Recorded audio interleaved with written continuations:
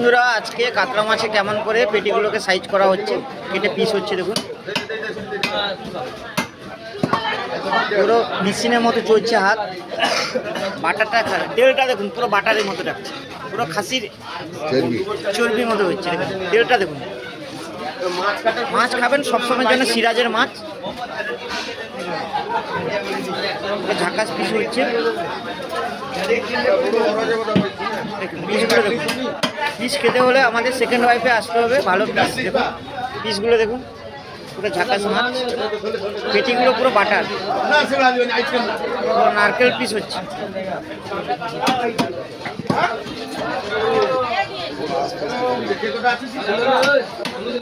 আজ ছাড়ানোর ব্যবস্থা আছে। আজ ছাড়িয়ে দিন মার মিটে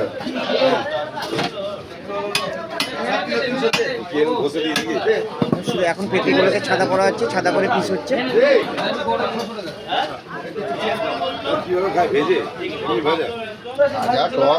যা করবে তা হয়।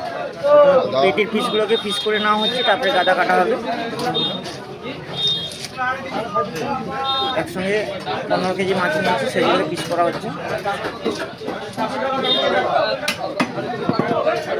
মাছকে সেই মজা আছে না? হ্যাঁ মজা সেই তো,